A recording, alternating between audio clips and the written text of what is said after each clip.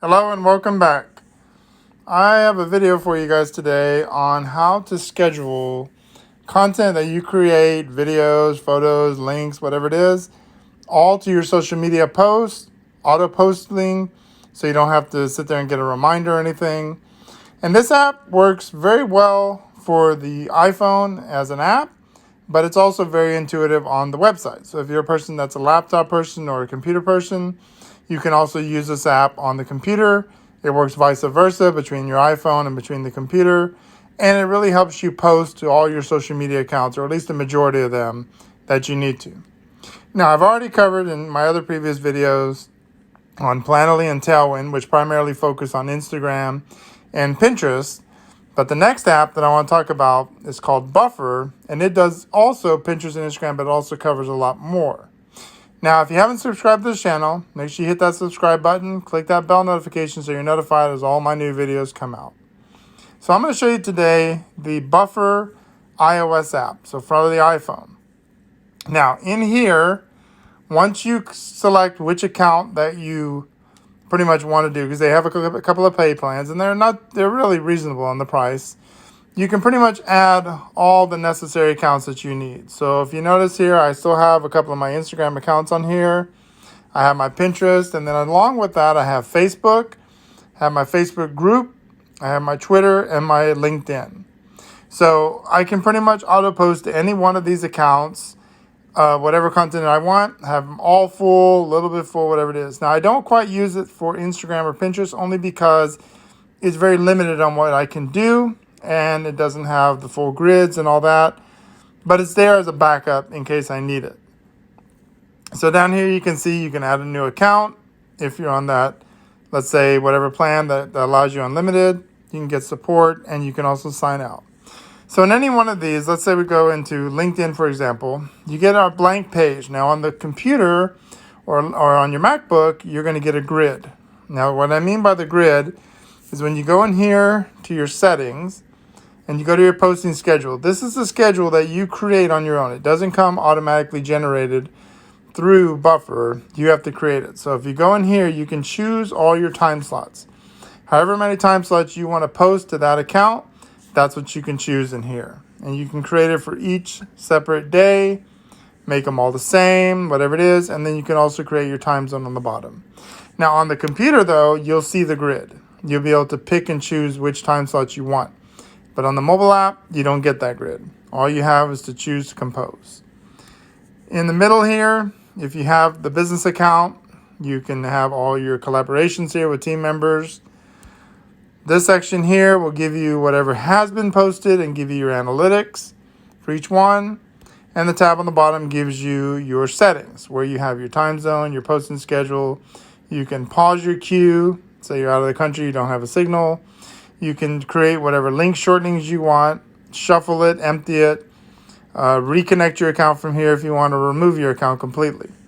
In the account settings, you can create your push notifications if need be. You'll have your email, your passwords, any unpaused queues. You can do finish later, offline. You can also do your composer settings. You can set defaults in here that you want. Create your Face ID, app icon, clear your cache. You can use Siri for shortcuts. And then you have, of course, the in-app subscriptions, your plans you can restore, add accounts, sign out, review them if you want. And then you get, of course, their legal on the bottom. Each one of the accounts will have this similar type of settings to it. The posting schedule, though, will be a little different per account. Now, next to the tab where it says your queue, you have what's called Contact Inbox. And what this is this generates an RSS feed. So in other words, a feed that comes from the internet. And you're able to schedule those posts directly into your Buffer schedule. So if I scroll down in here, and let's say we go into here and we choose something, I click Add, it'll automatically generate the RSS feed with the link, with the title. And all I do is go to share. I can either share it now directly. I can share it as a next. So go to my next time slot. I can share it to as a scheduled post. So I can schedule it to go out later, or add directly to my queue. So if I go to add to queue, it'll automatically buffer it, and there it goes, directly into my queue. It's ready to go. I can shuffle the queue, have the 3 dots on the top, gives me the option to edit, share, switch, whatever I want to do with it. That's how you would do it for your LinkedIn profile. For your Twitter, it's pretty much about the same thing. You go into your contact inbox in here, you get the same RSS feed that you did for LinkedIn. And so in here, you can go ahead and you can find whatever post it is you want to do. If a photo is available and you click here, you'll get a photo here on the top, which in the mobile app does not work as well.